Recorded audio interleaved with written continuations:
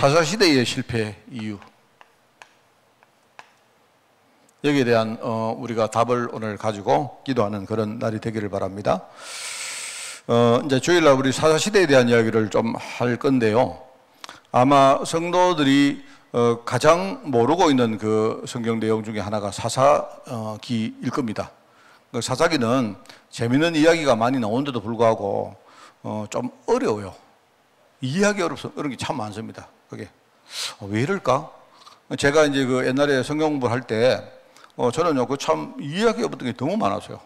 지금은 내가 언약을 좀 알고 나니까 언약 관점으로 그걸 읽으니까 이해가 많이 되는데, 옛날에는 막 정말 너무 몰랐습니다. 너무 몰라가지고요. 뭐 예를 들어가지고 뭐 그런 거 많이 나옵니다. 뭐 예를 가지고 말입니다. 사사들이 막 우리가 생각하기 막 너무 상상이 안 되는 그런 죄를 짓기도 하고, 그죠? 그렇게 하고 말입니다. 또 뭐 예컨대 여러분은 아시는가 몰라도 이스라엘 백성들이 그 이방인들하고 이렇게 전쟁을 하다가, 그죠? 나중에 뭡니까? 백성들이 막 섞여버립니다. 왜냐니까 그 당시 중건동에는 사람들이 비슷하게 생겼거든요. 그리고 지금 우리가 예컨대 뭡니까? 저 팔레스타인하고 유대인들하고 막 전쟁한다고 하지만요, 여러분 우리는 구분 못합니다. 자기들도 구분 못해요. 딱 시작하면 똑같이 생겼어요. 똑같이. 이스라엘 백성들이 워낙 각계각층의 뭡니까? 사람들이 있고요. 실제로 러시아에도 있고 중국에도 유대인들 많습니다. 지금도 중국에 유대인들 촌도 있어요. 있고 지금 저기 뭡니까? 그 어디죠? 뭐죠? 블라디보스토크 위에 올라가면요, 러시아에도 지금 유대인 자치지구가 있습니다. 한국 바로 북한 바로 위에 있어요. 북한에서 얼마 올라가면 거기 있어요. 그 유대인들이 거기 자치지구 만들고 있단 말입니다. 그리고 일본에도 의외로 유대인들 많습니다. 그러니까 보면요, 유대인인데 일본 사람하고 똑같이 생겼어요. 그래 이러다 보니까 분별이 안 됩니다. 분별이. 하여튼 그 당시에도 안 그랬겠나. 왜냐니까 이스라엘 그 족속들하고 원래 거기 살았던 팔레스타인 사람들, 거기 블레셋 사람들하고 막 섞여 있었기 때문에, 그죠? 이제 전쟁을 하니까 이게 막 나중에 섞여 버리니까 분별이 안 돼요. 그래가지고 지나가다가요, 안 되겠다 싶어가지고 이제 어떻게 하느냐, 나루토가 사람들 제일 많이 지나는 데 아닙니까? 거기서 이제 지나가는데 근무를 하는 겁니다. 근무를 하는데 어떻게 하느냐, 이렇게 하는 겁니다. 예를 들어 근무를 하는데 발음을 시켜버려요. 발음을. 그 내용은 별로 의미가 없는데 뭡니까? 유대인들, 히브리 사람들만 딱 뭡니까? 발음할 수 있는 그것만 그런 걸 가지고 물어보는 겁니다. 근데 시벌레. 그래 시벌레하고 쉬벌레하고, 나도 지금 발음이 이상하죠. 왜냐하면 그 히브리를 배우면요, 우리가 새똥이라고 말했는데 조그마한 재미 하나 딱 시키느냐 안 시키느냐에 따라 가지고요 발음이 달라지는 거 있어요. 그래가지고 말합니다. 시벌레 하면 전부 다 죽여버렸어요. 이런 겁니다. 근데 한국 사람하고 일본 사람들 비슷하잖아요. 안 그래요? 그러니까 예컨대 한국하고 일본이 전쟁을 했는데 국민들이 막 섞여 있단 말입니다. 이래가지고 자기들이 뭡니까? 근데 일본 사람인데, 그죠? 지나가면서 이제 자기가 뭡니까? 분리하니까 나 한국 사람입니다. 이렇게 지나가는 거예요. 그래 지나가면서 뭐 하느냐? 딱 이제 여기 근데요, 딱 물어보는 겁니다. 하마나이시에다가 말입니다. 딱 진을 치고 나오는 사람마다 잡아가지고 발음해봐. 너 밥 먹었니? 그래, 밥 먹었습니까? 예, 밥 먹었습니다. 그럼 한국 사람. 밥 먹었으면이다. 일본 사람. 왜 그러냐? 그거는 뭐 내용이 중요한 게 아니고 뭐냐니까요. 일본 사람은 일본 말은 뭡니까? 그 받침이 몇 개밖에 없거든요.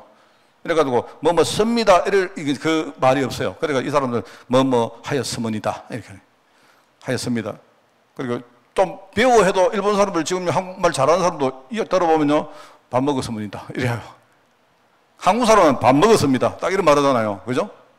그렇게 하면, 그러니까 일본 사람은 밥을 먹었으면이다 이러면 일본 사람이구나. 전부 다 뭡니까? 다 죽여버리는. 그래서 저는 그걸 보면서 야, 이상하다. 이게 뭐 씹을 내고 이게 뭔지 모르겠는데, 그거 발음 잘못하고 죽여버리나?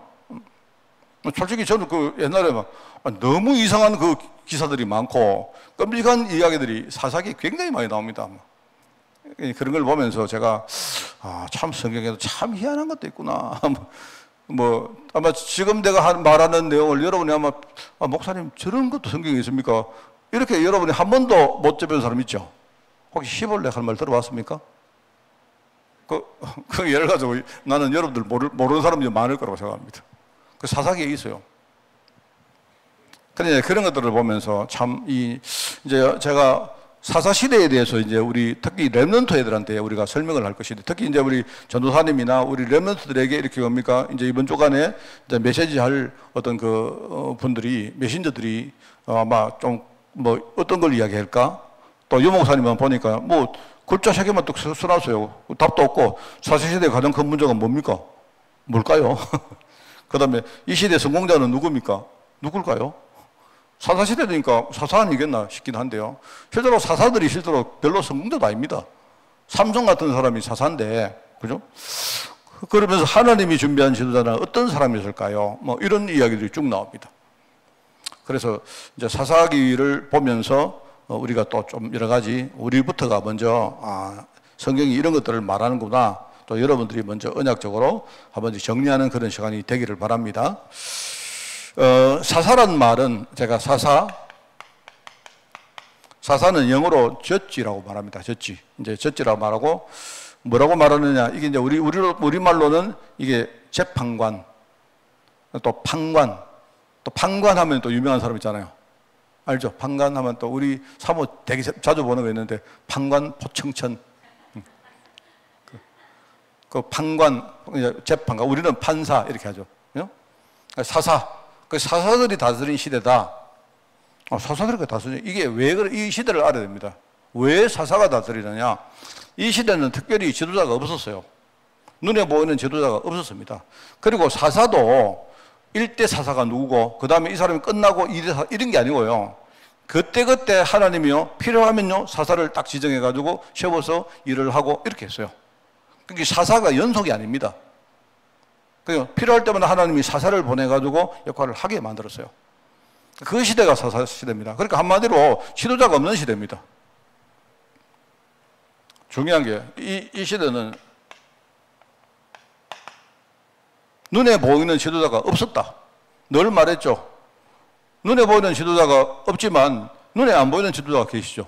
하나님이, 이 이스라엘 백성들은요, 하나님이 직접 통치하는 일종의 우리 신정 국가라, 신정 통치를 안 합니까? 그죠? 말하면 하나님이 직접 통치하는 그런 나라였고 백성들이었거든요. 그래서 백성들이 사실은요, 지도자가 있는데 그걸 몰랐다는 겁니다. 이게 지도자가 없다는 말이 아니고. 그래서 실제로 하나님이 직접 통치를 하시면서 백성들 사이에 인간적으로 많은 분쟁이나 이런 것들이 있기 때문에 그 분쟁만 뭡니까? 이렇게 조정해주고 하는 그런 역할을 할 그냥 판사, 재판관, 이 재판관을 세워서 그 나라를 뭡니까? 통치하게 만들던 그런 시대였다. 요거를 우선 이거를 정말 잘 이해를 시켜줘야 됩니다. 그런데 이 사사시대의 특징이 뭐냐니까요. 이 사사시대는 계속 실패합니다. 이래 보시면요, 여러분, 이 사사시대는 실패를 계속 반복합니다. 우리 악순환이라고 안 합니까? 악순환. 이 사사시, 뭡니까? 사사기를 읽어보면 뭐냐니까 이스라엘 백성들이, 언약 백성들이 자꾸 언약을 잃어버린 겁니다. 자기들이 누군지도 모르고 자기들 사명이 뭔지도 모르고 자꾸 이걸 까먹는 거예요. 까먹다 보니까 어떻게 되느냐? 이스라엘 백성들이 자꾸 우상숭배를 하는 겁니다. 우상숭배를 하고, 그러다 이방인들하고 자꾸 뭡니까? 이렇게 자꾸 이방인들하고 휩쓸리는 거예요. 왜냐하면 육신적으로 이방인들하고 같이 살다 보니까 이제 언약이 자꾸 뭡니까? 이렇게 희미해지고 자꾸 언약이 섞여지는 겁니다. 그러니까 자꾸 그 시대에 이제 재앙이 오고 자꾸 저주 문제가 오고 문제가 자꾸 터지는 거예요. 이 저주 가운데 제일 큰 게 뭐냐? 옆에 있는 외적들이 자꾸 이스라엘 백성들을 건드리는 거예요. 지금도 여러분 똑같습니다. 지금요, 우리가 세상에서 자꾸 어려움을 당하는 이유가 뭐냐? 하나님의 계획도 있지만, 그죠? 우리가 지금요, 언약이 자꾸 희미해지니까 하나님이 자꾸 세상을 들어가지고 우리를 자꾸 자극하는 거예요. 그러면 이스라엘 백성들이 이제 그때서야 비로소 약간 회개하고 하나님께 뭐 부르짖고 이랍니다. 그러면 하나님이 그때마다, 그럼 하나님이 그 기도를 들으시고 사사를 보내주신 거예요, 사사를. 사사가 와서, 야들아, 그러면 안 된다. 우리 진짜 언약으로 돌아가야 된다. 이렇게 이제 강조해서 뭡니까 또 응답을 받기 시작하면 금방 이 사람들이 뭐 또 희미해지고 또 뭡니까 사람들이 막 교만해지고 또 금방 뭡니까 나태해져가지고 막 계속 그래요, 계속. 이게 이제 일종의 실패의 악순환을 말하겠죠. 이게 뭔가 이렇게 돌아가는데 고리를 한번 다 끊어버려야 되는데, 이게 안 되어지니까 계속 뭡니까? 비슷한 일들이 자꾸 터지는 거예요. 이게 참 이게 문제입니다. 그래 나중에는 어떻게 되느냐? 아예 이 지도자인 뭡니까? 사사까지도 맛이 가가지고요. 그 대표적으로 누굽니까? 삼성 같은 사람은 이거 완전 마탱이가 갔거든요. 이건 완전히. 이거는 나중에 그렇게 이렇게 돼가지고요. 이제 나중에는 어떻게 되느냐? 이제 후대를 제대로 모셔옵니다. 후대 문제. 사실 이 후대 문제는, 이 후대 문제를 우리가 이야기하면 이 사사시대가 도래된 제일 큰 잘못이 누구한테 있느냐? 제가 볼 때는 여호수아에게 있습니다. 제가 볼 때 그렇게 봐요. 뭐 성경학자들은 다르게 말하면 내가 볼 때는요, 여호수아가 평생 뭡니까? 신앙을 잘 지키고 사역을 잘 했는데, 문제는 자기가 죽을 때에 자기 후계자를 못 세웠어요. 자기 후계자를 제대로 못 세우다 보니까 그 당시에 어떻게 되는가 하면요, 가나안 정복 작업이 끝나지 않았어요. 실제로 끝나지 않습니다. 나중에 언제 끝나느냐? 실제로는 다윗 시대에 와서 끝납니다. 다윗이 통일 이스라엘 왕국을 세우고 나서 그때 이제 뭡니까? 전역을 뭡니까? 완전히 정복하게 돼요. 그런데 그때까지는 계속 뭡니까? 정복 작업이 아직 덜 끝났거든요. 그런데 정복 작업이 진행되는 가운데 여호수아가 자기 후계자를 제대로 못 세워놓고 죽어버린 겁니다. 그리고 여호수아 사후에 바로 뭐가 오느냐? 사사시대가 와요. 이게 뭐 처음에는 뭡니까? 뭐 자꾸 문제가 오다가 뭐 이게 반복했는데, 나중에 후기에 가면요, 삼성 같은 사람들은 아예 뭡니까? 자기가 누군지도 모르고 사사로 부름받은 사람이 뭡니까? 이게 맛이 가가지고 말입니다. 완전히 뭡니까? 이 사람들이 이게 뭐 이스라엘 백성들인지 이게 뭡니까? 무슨 뭐 블레셋인지 모를 정도로 그 정도로 희미해져 버렸어요. 계속 이게 이제 사사시대 이야기입니다. 그래서 제가 뭐 이렇게 뭐 말하는 게 뭐 너무 심하지 않았냐? 내가 후대에게 하면요, 여호수아를 잘못이다 이렇게 말할 때 좀 뭐 그렇다고 여호수아가 막 정말 잘못 이건 아닌데요. 성경이 말하는 핵심을 보면 그거 맞습니다. 제가 볼 때는 여호수아가 뭔가 자기 후계자를 제대로 딱 세워놓고 죽었어야지. 이게 모세는 그래도 후계자를 세워놨다 아닙니까? 뭔가 준비해놨다 아닙니까? 그죠? 그리고 여호수아가 그걸 못하니까 나중에 뭡니까? 더 큰 문제가 계속 오는 겁니다.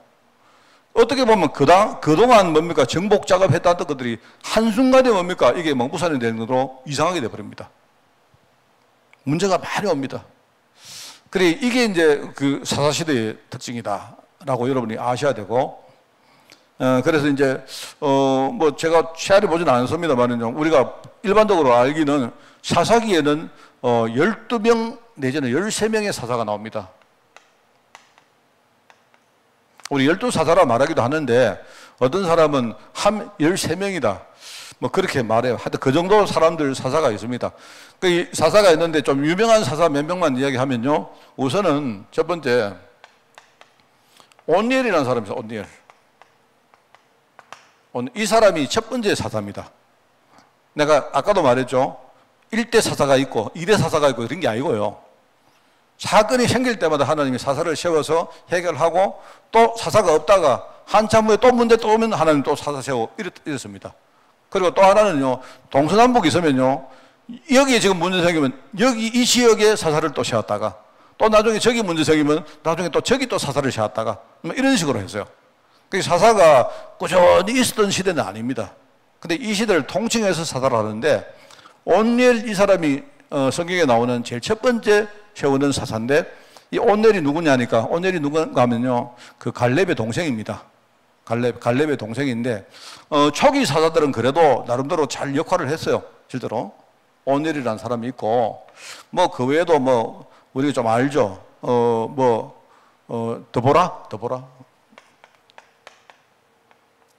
드보라는 여자입니다. 여자. 그죠? 여자, 우리 사사라 하죠. 그 여자, 아주 뭐 강인한 여자. 내가 볼 때는 이 뭐 슈퍼우먼 같은 그런 사람입니다. 그래서 이 사람이 아주 중요한 때 이렇게 나와서 하기도 하고, 또 뭐 몇 명만 뭐 소개시키면요, 우리 잘 아는 기도원이라는 기도원은 말 알죠? 기도원에 300용사 하는데, 그 300용사인지 300쫄장군지 그건 내가 모르겠습니다만은요. 하여튼 그 하나님이 기도원을 통해서, 이 기도원 사람, 이 신앙이 뭡니까? 불신앙이 많았는데, 그래도 이 사람이 뭡니까? 사사였기 때문에, 이 사람이 나중에 믿음 회복하니까 하나님이 기도원을 통해서 많은 일을 했죠. 뭐 그런 것들. 또 뭐 우리 대표적으로 아는 사람, 뭐 아까 마시간 삼손. 삼손은요, 사사 역할을 단 한 번도 한 적 없습니다. 한 번은 했죠. 마지막에 죽을 때. 마지막에 죽는 순간에 뭡니까? 이 사람이 사사건을 했어요. 아주 중요한 사람인데. 이게 이제 사실은 이 삼손 같은 사람은 후기 사람들입니다. 그리고 이제 이 사람들은 전부 다 이 사사기에 나오는데 또 중요한 사사가 한 명 있는데 여기 안 나옵니다만은요. 마지막 사사가 누구냐? 족이 있습니다. 사무엘입니다. 사무엘은 기록이 사사기에는 나오지 않는데 사실은 사무엘이 마지막 사사라고 말하죠. 그죠? 그래서 사무엘이 중간 시대를 통해서 중간의 역할을 해서 나중에 뭡니까? 왕정 시대로 가는 중간 역할을 하는 마지막 사사입니다. 그 사사였지만 이 사람은 주로 이제 선지자 역할을 한 겁니다. 백성들을 이끄는 지도자 역할도 했고 중요한 걸 깨닫게 만드는 선지자 역할을 했고 그런 하면서 여러 가지 판결을 했던 그런 사사였다. 그렇게 생각하면 되죠. 뭐 많이 있습니다만은요. 뭐 우리가 그냥 흔히 좀 유명한 사람들, 뭐 에호치라는 사람도 있고, 에호시라는 사람은 왼손잡이 에호시라고 그런 별명이 있거든요. 있는데 그 당시에 왼손잡이는 아마 왼손잡이란 말은 저 사람이 왼손잡이구나 그런 게 아니고요. 이게 이제 느낌이 어떤 거냐니까 조금 약간 사람이 좀 모자란 인간이었다 이 뜻입니다. 왼손잡이는요. 지금은 우리가 왼손으로 먹든지 여러분이 뭐 오른손으로 먹든지 그거 상관없는데 그 시대는요 뭐냐 왼손잡이 사사였다 이 말은 뭔가 사람이 좀 모자랐다, 뭐 정상이 아니었다. 그런데 하나님이 그 사람 썼다. 뭐 그런 이야기거든요. 그런 에오시라는 사람도 있고요. 뭐 여러 사람이 있습니다만은 뭐 그 사람들 뭐 다 뭐 이야기하면 길고 하니까 뭐 좀 유명한 사람들만 이야기를 해봤습니다. 자, 그렇게 하면서 이제 자, 오늘 여기에 나오는 메시지입니다. 이 시대의 문제가 뭘까요? 아까 말했습니다. 이 시대의 가장 큰 문제가 뭡니까? 바로 악순환이었다 이 말입니다. 악순환. 뭐냐니까 제일 첫 문제가 언약. 하나님의 백성이 하나님 언약이 힘해지면요. 그러면 내가 볼 때는 그 다음에는 볼 것도 없습니다. 이러다 보니까 언약이 힘해지다 보니까 이 사람들이 우상 숭배를 하는 거예요.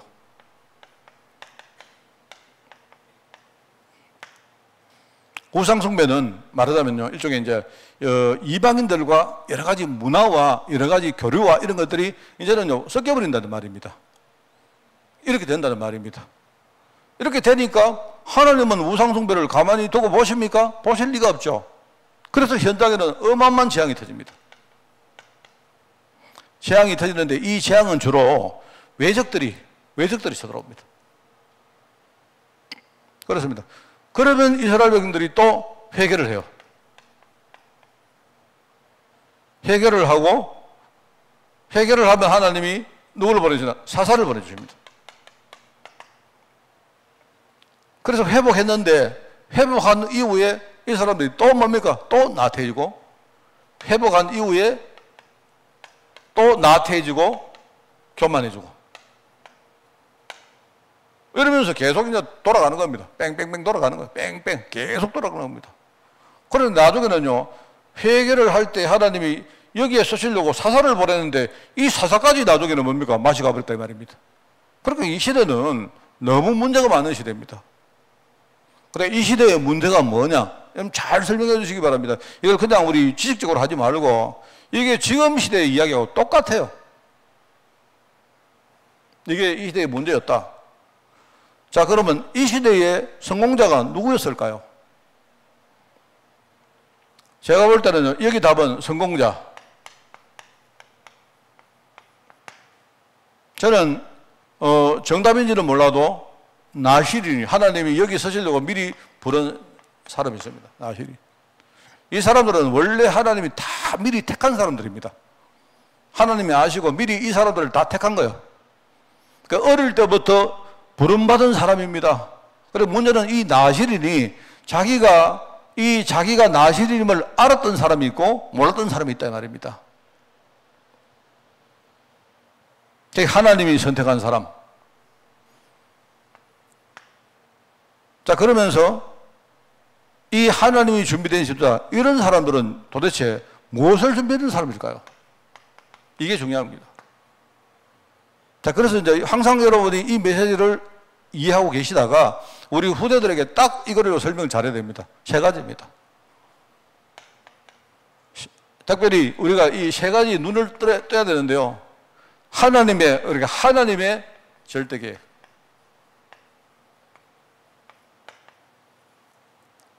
이거 하나님의 절대계획. 이거 알아야 됩니다. 하나님의 절대계획. 하나님은, 그죠? 내가 진짜 전도자가 되어서 이 시대를 진짜 복음으로 살리기를 원하십니다. 하나님은 그거밖에 관심 없어요. 그래서 우리가 잘 쓰는 용어로 이걸 가지고 뭐라고 하면 이걸 천명이라고 말합니다. 천명. 하늘의 소리다. 천명. 하늘의 명령이다. 그래서 이걸 알면 우리는 무엇을 해야 되겠습니까? 영어로 써보면요. 우리가 무엇을 할까요? 우리가 영어로 헛이라죠. 헛. 무엇을 해야 되겠습니까? 우리가 정말로 전도하고 선교하고 제자를 키우고 우대를 키우는 거, 이거는 뭐 해야 되겠습니까? 안 해도 되는 겁니까? 뭐 해도 되고 안 해도 됩니까? 뭐 어떻습니까? 이거는 물어볼 필요 없는 겁니다. 지금 하나님이 이 나시린에게 세 가지 눈뜨기를 원하는데, 그죠? 이 세 가지를 준비하기를 원하는 거예요. 자, 그러면 하나님의 절대계획을 우리가 알고 있다면, 그럼 여기에 대해서 답이 있어야겠죠.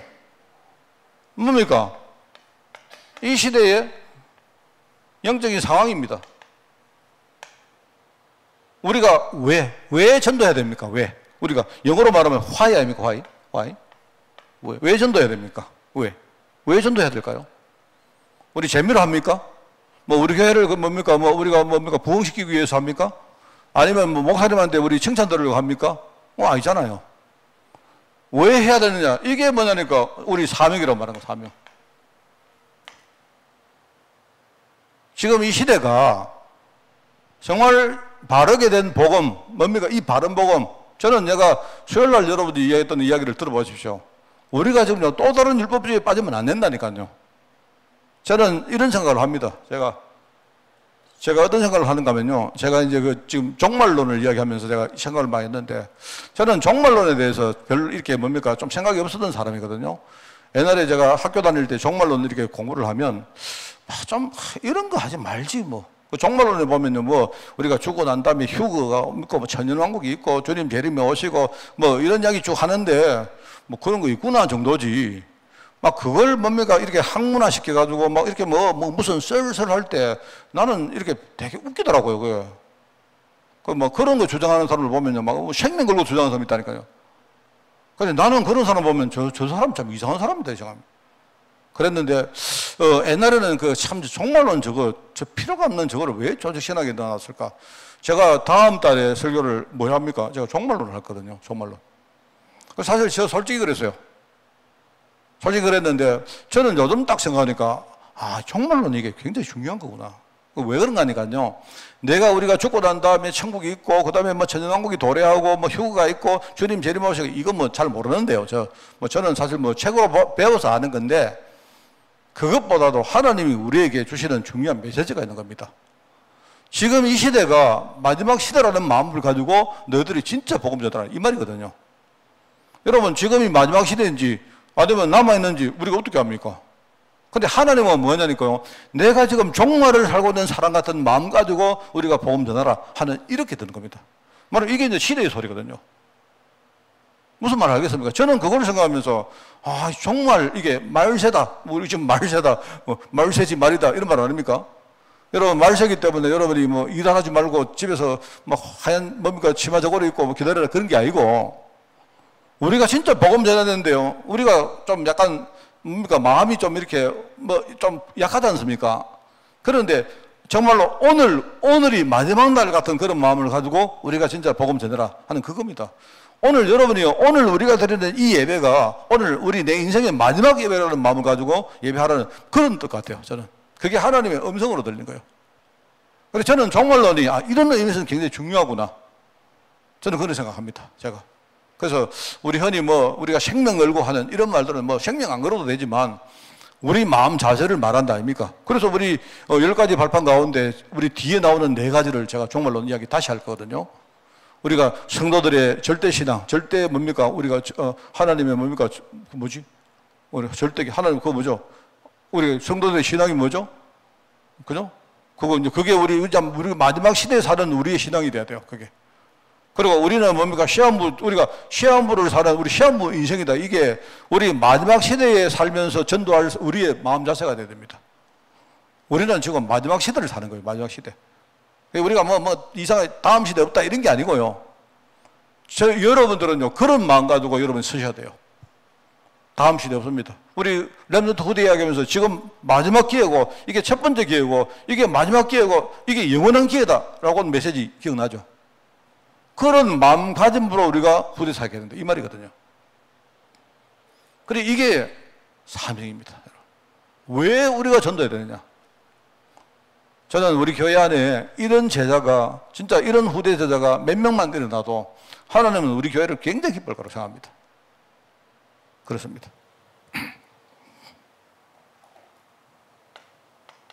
자, 그러면 이제 하나님이 내게 주신 나의 달란트.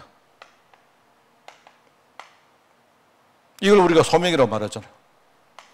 그래서 여기서 우리가 답이 나오는 게, 그럼 누가 할 거냐 말이에요. 누가. 후라고 말합니다. 하나님이 누구를 보낼까? 누가 여러분 캠프의 주역이 될 것인가? 이게 여러분 답 나와야 돼요.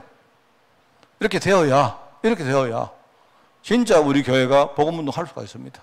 이게 하나님의 마음입니다. 그러니까 하나님 준비할 것들이 많이 있지만, 내가 볼 때 준비할 게 많이 있지만요, 다른 거 없습니다. 하나님은요, 이 3가지 눈 딱 뜨기를 바랄 거예요.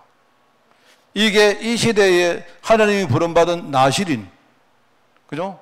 삼손 같은 사람들은 전혀 몰랐잖아요. 전혀. 자기가 누군지도 몰랐고, 머리카락을 길었는데, 이 머리카락의 의미가 뭔지도 몰랐어요. 이게 머리카락은요. 여러분, 머리카락을 기른다는 말 무슨 말 아닙니까?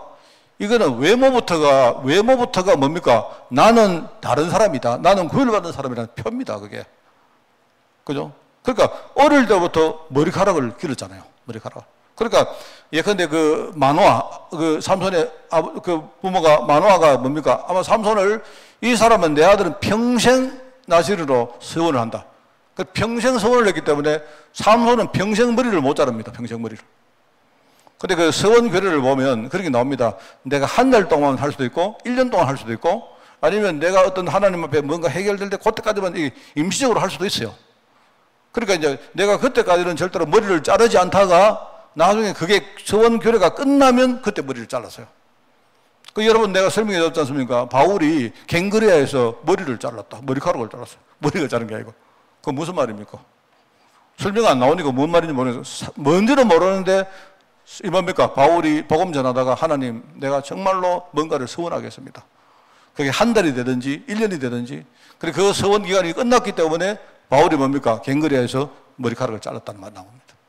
그게 이제 서원 규례거든요. 그러니까 이게 중요합니다. 그런데 부모가 그렇게 서원을 했는데 아들인 삼손이 자기가 누군지도 모르는 거예요. 하나님의 절대격이 뭔지, 이 시대 상황이 어떤 시대인지, 그죠? 자기가 누군지도 몰랐어요. 자기는 뭡니까? 왜 머리를 이렇게 기르고 있는지 그것도 몰랐단 말입니다. 그러니까 이 여자가 와가지고 머리를 자를 때 그냥 희미하게 말입니다. 이러고 있는 거지. 여러분, 이런 거 보면 저는 정말로 이 성경 말씀이 우리가 눈 제대로 뜨면요, 이 굉장한 말씀이고 여기 우리 답 딱 내야 됩니다. 오늘 여러분이 이런 중요한 시간표 속에 있다는 거 알고, 그리고 한 가지 또 우리가 진짜 기도해야 될 후대에 있습니다. 후대. 그죠? 후대. 우리는 내가 이 땅에서 정말 생명을 우리가 다 할 그때까지 그 후대가 내 자녀든 아니면 우리 교회 우리 후대든 간에 우리 후대들을 진짜 제대로 키워야 된다. 이 사명을 가지고 오늘 기도하는 여러분 되시기를 바랍니다. 하나님 아버지 감사합니다. 우리 교회 안에 정말 시대를 살린 많은 나실인 제자, 사사들이 일어날 수 있도록 주님이 축복하여 주옵소서. 오늘 이 짧은 시간이 우리 교회에 정말 후대 제자를 일으키는 정말 영원한 시간표의 축복의 시간이 되게 하옵시고, 우리 자신이 정말로 이 언약, 특별히 이 언약 속에는 하나님의 천명과 사명과 소명을 깨닫고 기도하는 종들 될 수 있도록 주님이 인도하여 주옵소서. 감사드리며 예수님의 이름으로 기도드리옵나이다. 아멘.